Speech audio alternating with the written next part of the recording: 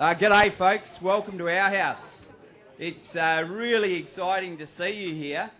So many people from so many different places. I was talking this morning to Lee and Dale and Heather. Where are you guys? Such a big room, it's a bit hard to see you. There you are out there, all the way from the Pilbara. And I met Novan on the way in the door just now. Where are you? From Christmas Island. Great to see you. So we've got people from... Oh, hang on, I've got a call. Just wait a minute. G'day, Bluey, how are you? Yeah, mate, we're busy. We've got a whole heap of people around at our place at the moment. Yeah, it's a bit of a shindig. DDC, Universe, now Microboards Australia, Disability Services Commission. They helped us put it on. It's really good. If you get a chance, call around, but I can't talk to you right now. I'm kind of busy. Yeah, mate, good one. We might see you this arvo. That was a bit embarrassing, right? If you've got a phone, you might want to put that on silent. How do I do that? There it is. So, thanks to those people. And thanks also to the Lotteries Commission. The Lotteries Commission put in nearly 17 grand to help people to get here from all over the neighbourhood. So our friends from the Pilbara and Christmas Island and probably other places have come here partly courtesy of them. And it's a really exciting event. There we go. This, I think, is probably, it might even be internationally unique that families have got together and organised something like this where people are talking, the conversation's actually going back the other way, families to professionals about what's happening in your houses and your homes. And I don't know about you, but my family's a source of joy. It's a source of inspiration. Some of the greatest joys and sorrows, some of the greatest pleasures, some of the greatest pains come from my family. They've led me in some really interesting ways. I've learnt lots of things from my parents and my other relations and siblings. It's a pretty special thing, a family, and a complex thing as well. Sometimes easy to manage and a pleasure to be part of, and sometimes leaves you tearing your hair out and wondering what you're going to do next. But what a great thing to be part of, a family. And it's really exciting to have families driving this conversation. There was a bloke called, you might have heard of him, George Bernard Shaw. He said the biggest problem with communication is the illusion that it's happened. And I think that's so true. And I know for me, when I'm trying to communicate, sometimes it doesn't work so well, and that leads to frustration and all kinds of things. I've certainly been challenging sometimes in my career. My mother would tell you that. She says to a lot of people with young kids, he grew up okay, it works out all right in the end. But there's certainly been times where I've been challenging, and I think we all have, right? So this is a conversation that spans everybody in a family, and just the colour and contrast gets turned up sometimes when there's communication challenges that add to that. People with no words or no easy way to get their thoughts out. So this is an exciting conversation. Now, in terms of other housekeeping stuff, I know there's a couple of my mates here. Helen, you're around, aren't you, from Albany? Yeah, g'day, Helen, good to see you. Do you still like a ciggy every now and then? You don't, you've given up. Oh, good on you. Yeah, well done. But every now and then there's no doubt some of you here who do like a ciggy now and then. And because it's our house, right, we don't like you smoking in the lounge room here, but you're welcome to smoke out on the balcony or right out the front. That'd be really good. And make yourself at home. You know, be here. Make it your place, the same as it's our place. If you feel a bit sort of cramped in here and it gets a bit overwhelming, which it might do from time to time, I've just actually flown back from the Pilbara, where these guys are from. And I've spent a bit of time in open space, and being in this room is kind of like, whoa, bright lights, lots of people. So if you feel like you just need a bit of time with families, actually leading the conversation about family leadership, about dealing with behaviour in different ways that's more positive, about some really innovative stuff around communication, some of them will be sharing their information and knowledge and thoughts with us. We've got Norm and Emma and Linda there all the way from Canada. Welcome, guys, to Australia. Welcome back. And in fact, while I'm on that, Norm, one thing I haven't said is the dunnies, mate. Oh, sorry, that's an Australian word for toilet. If you need the toilet, just straight out that door on the wall there's two, but those ones out there aren't all that accessible. If you need an accessible one, scoot past the foyer there, round the corner, and there's an accessible one just outside the restaurant out there if that's what you need. Sorry, I forgot about that before. That's a bit rude, isn't it, if you're hosting a thing at your place? You might want to know that. But back to dinners, or lunches more particularly, some of these folks that are presenting have offered a bit of time over lunch. So if you've got questions or they're people that you'd really like to chew the fat with, there's an opportunity out the front. I think Bron's already told people about it, to have lunch with some of those people, to stick your name on a list and have lunch with them, and to extend the conversation beyond what's possible in a setting like this. So feel free to do that. That'd be a great thing to do. Yes, thank you. So I need to advance this slide. Independent Living Centre. Kelly. Is Kelly around? She's probably out there already. So Kelly's going to be out in the foyer with the Independent Living Centre. They've got all sorts of great gear and services available to help people to live independently at home. And she'll be around from probably morning tea onwards for people to be able to touch base and to see what they've got to offer. So by all means, check in with Kelly during the event as well. And we've also got a bit of a Facebook page because this is such a big event. You know, we want it to feel like your house and our house, and that's a bit challenging with 120 people in the room. There's usually lots of side conversations going on when anything happens at my place. So we've got this Facebook page. If you search for Come to Our House or follow that link, you can actually hop into a conversation with people live today about what's going on. So if you've got comments you want to make, you want to have a bit of a laugh with somebody who's on the other side of the room and you can't quite get there without making it seem a bit obvious and embarrassing, that's a good place to do it. If somebody makes some really insightful observations and you go, oh, that was great, I loved what that person said and here's what it means to me, that's a good spot to do it. If you've got a question where you're going, that sounded good, but there's more I need to know, stick it up on the page and presenters and other people in the room will be responding to questions. So it's an opportunity to extend the conversation and probably extend the conversation beyond Monday and Tuesday as well. So the Facebook page is there. Feel free to jump into that. Alrighty, I think we're fairly covered there now. We've got all the things ticked off. I don't know about you, but I wear a jacket quite often, and I wear a metaphorical one as well. And my jacket's made up of all the things that I've been, that I've seen, that I've learnt and experienced over my whole life. Some of them come from my family, some of them come from my work, some of them come from my learning, academic or otherwise, some of them come from my mistakes, some of them come from my triumphs.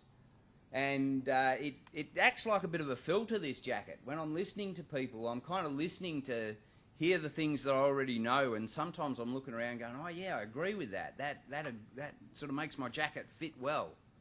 And sometimes I hear things that actually are a bit like a thorn inside my jacket. They act as a bit of a prickle, and maybe they're shining some light on a blind spot I've got. And I think, oh, that's a bit uncomfortable. I have to do something about that. I have to look at it and consider it. So at our house, what I'd invite you to do is just slip off your metaphorical jacket and hang it on the coat hook near the door. And as you're listening to people, see if you can really understand what they're on about. Some of what they'll tell you might be challenging.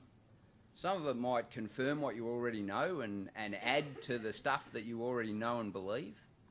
Some of it might just be really curious and you're not quite sure where they're coming from at all. But hang your jacket on the hook and see if you can really get into what they're on about. You don't have to discard your jacket. I like this thing. You know, I've lived in it for a while now.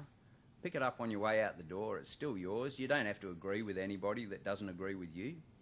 But if you can really understand them as they're talking and sharing their stuff, the people on your tables, the people who'll be up here presenting, you never know what magic might be created, and some light might get shone into places that you haven't looked before, and that could be challenging, exciting, maybe scary. But your jacket's on the hook outside. You can pick it up when you go. Ron Chalmers.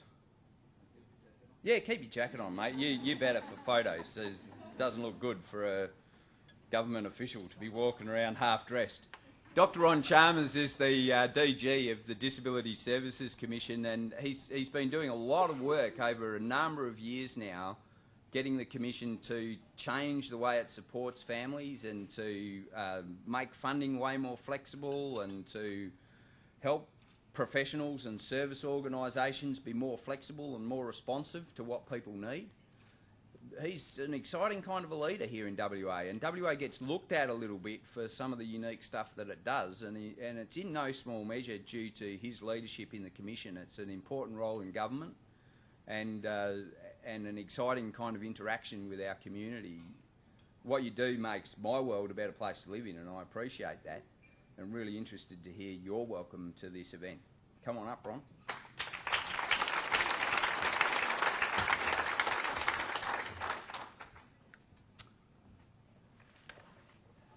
Thanks, Mike, and good morning, everyone. After that wonderful welcome from Ingrid and Mike's upbeat start to the day, probably the last thing you need at this point is someone standing here in a dark suit and a tie, looking like a bureaucrat, ready to make a little speech. So Susan Stamford's got a very important job to do right here. She's got this antique gong down here. It's fantastic. Give it a bash. See? So she's going to monitor the sort of atmosphere in the room, and if after a few minutes you sense, Susan, that things are sort of really starting to go like this, then bang that and I'll be out the door, all right?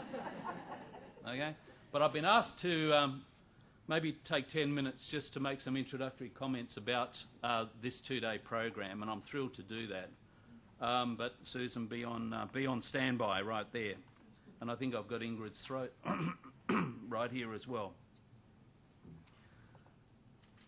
Mike said at the start, this is probably internationally unique.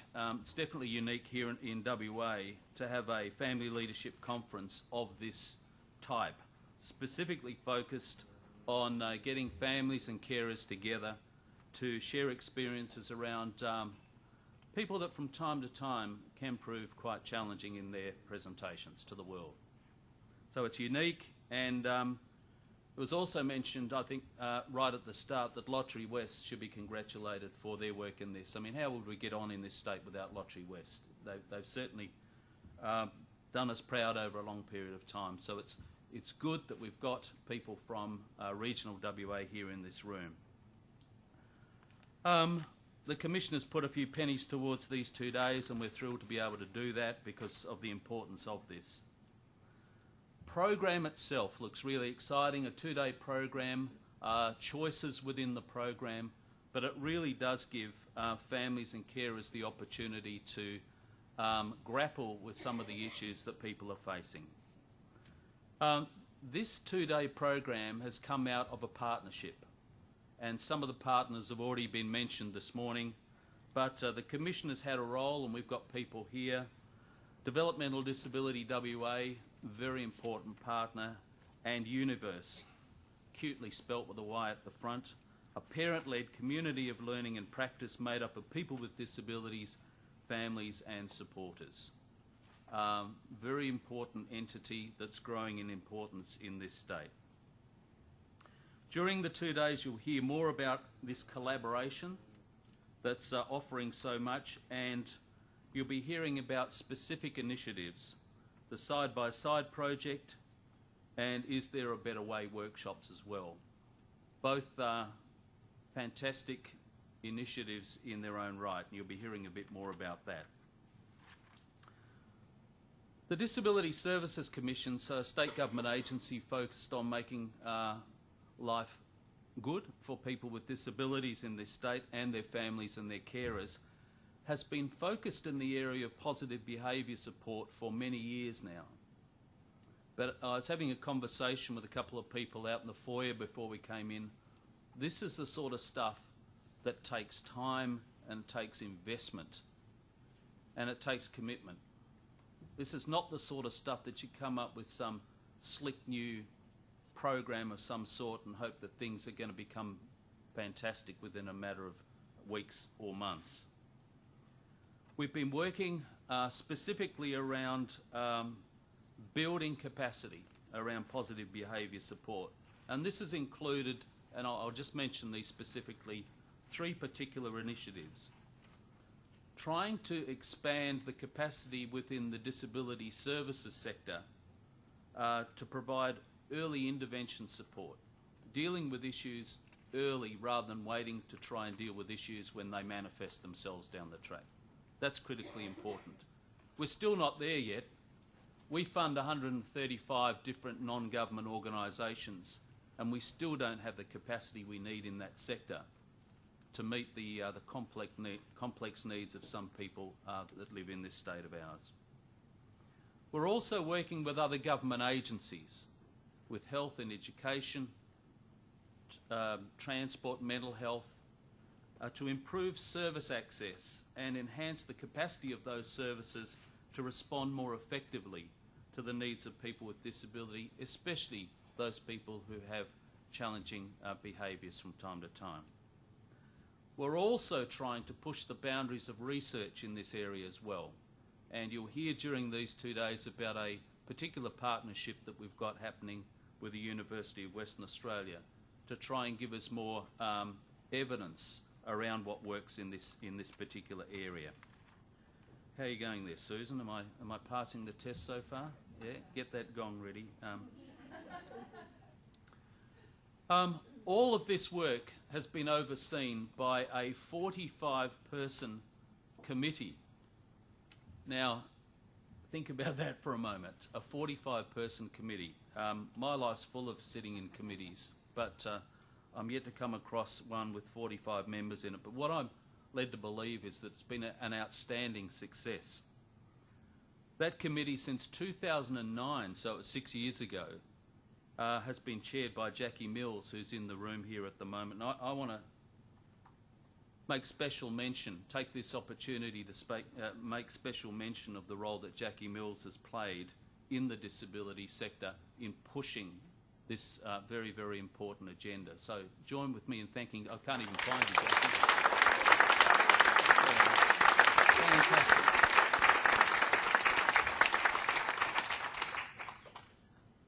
The push, though, in this area is not just a heap of academics sitting in back rooms or bureaucrats sitting around designing programs. It's very much positive behaviour, hand in glove with family leadership. Because one of the things that we learned early on in this space was that it's families that drive this agenda. So a unique feature of where we are at the moment is that link between positive behaviour and that strong focus on family leadership, and that's what's up for discussion over the next 2 days. We're also aware that if we get this right and we do this better, it's a positive safeguard for very vulnerable people with disability. There's been a lot of focus over the past 12 to 18 months right across the country about the quality of services that we have available, but also the safeguarding of vulnerable people. It's been highlighted in the media and will continue to do so, and some of the stories are not good that we hear about safeguarding vulnerable people. But all states and territories are grappling with how we can build the quality of services and how we can make people safer within those services as well. We've got a lot of work to do here in WA. I believe we've got a very good safeguarding system in place, but there's an awful lot more work that we need to be doing to make sure that all vulnerable people are living good lives within this state of ours. We need to get to a point where the culture exists within every service provider organisation to focus on high quality services, but also to make sure that no harm comes to people with disabilities that they provide support to. We also believe pretty strongly within the Commission, and I think across the sector, that one of the most effective safeguarding strategies that we can put in place is to build networks of support. Rules and regulations will take you half the distance, but building strong supportive networks around people with disabilities, I still believe, is the best safeguard that we can have to make sure that people are looked after. You're going to hear some real life stories over the next couple of days. Using real-life stories and shared experiences of people, this workshop will reach out and really push the boundaries around this notion of positive behaviour support and family leadership. The organising committee for this two-day conference, I just want to thank straight up. They've done an amazing job. If you have had a chance to open up that A3 sheet that's in front of you there, you'll just see the richness that lies before you over the next couple of days. They've come up with a definition of family leadership, and I'm nearly at the end, Susan. I just want to read this to you. Family leadership is a relationship between families and the services that they use, where there's a collaboration built on mutual respect, which creates and supports sustainability for families to genuinely lead their families and have influence in their communities. Long sentence, but a powerful one.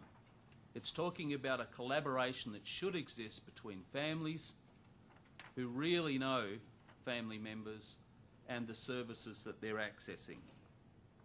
This sort of definition is going to underpin the conference over the next 2 days. The organisers hope that you gain a great deal from this, and that you will also be interested, as Mike said before, use the business cards and other tactics to stay in contact with each other from this point onwards. This is an opportunity to really build the notion of family leadership in a networked way right across Western Australia. That's my hope, and I sincerely hope it's going to be the outcome of this conference. So all the best for the next 2 days. Thank you very much.